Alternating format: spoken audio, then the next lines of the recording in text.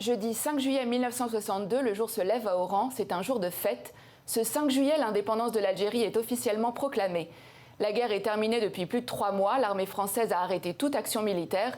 L'exil de la population européenne a commencé, mais de nombreux pieds noirs sont encore sur le territoire algérien. Certains espèrent pouvoir rester sur leur terre natale, d'autres sont pris au piège. Le gouvernement du général de Gaulle n'a pas prévu de rotation supplémentaire, navires ou avions, pour transporter tous les aspirants au départ. Et ils sont nombreux. Ceux qui restent ne sont plus protégés par l'armée française et le FLN continue attentats et enlèvements. Les gens s'entassent dans les ports et les aéroports dans l'attente d'un départ. Paris ne réagit pas. Il est 8 heures à Oran, la ville commence à s'agiter en vue des festivités. On fête l'indépendance. Des dizaines de milliers d'Algériens se dirigent vers le centre-ville et se retrouvent progressivement aux portes des quartiers à dominante européenne. Ils convergent vers la place Cargenta puis vers la place d'Armes. À 11 heures, un coup de feu retentit, un signal qui annonce le début du carnage. La foule est déjà surexcitée, elle hurle des cris de haine et se lance dans une chasse aux Européens. Épilogue de la guerre d'Algérie, son plus grand massacre, le massacre d'Oran. Le général Joseph Katz, surnommé plus tard le boucher d'Oran, qui est à la tête des 18 000 soldats français qui sont encore sur place, survole la ville. Il téléphone au président Charles de Gaulle pour l'informer et lui demander l'autorisation d'intervenir. Quoi qu'il arrive, ne bougez pas, c'est l'ordre du général de Gaulle. Pendant les 6 heures que la tuerie va durer, les soldats ne bougent pas de leur caserne.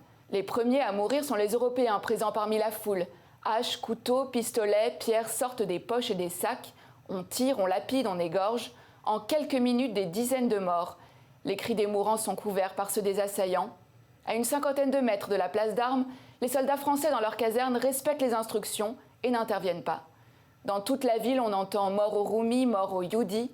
Des camions vont et viennent pour transporter les cadavres dans des charniers. Des hangars, des gymnases, des entrepôts commerciaux se transforment en lieux de détention. Des dizaines d'hommes et de femmes disparaissent, des hommes et des femmes dont on ne sait pas jusqu'à aujourd'hui ce qu'ils sont devenus.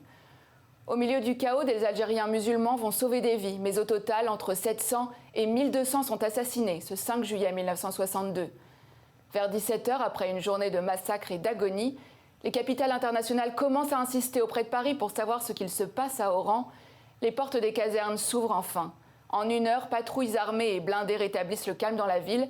Un couvre-feu est instauré, plus personne dans les rues d'Oran, excepté les camions qui nettoient la ville de ses cadavres, lavent le sang qui macule les rues et effacent les traces du carnage. Le 6 juillet, Oran est propre, c'est l'acte de naissance de l'Algérie nouvelle, un acte de naissance paraphé du nom des quelques 1000 morts du massacre d'Oran.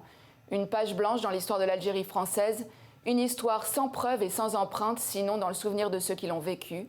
Un souvenir de massacre qui s'ajoute à la douleur de l'exil des pieds noirs au lendemain de l'indépendance de l'Algérie.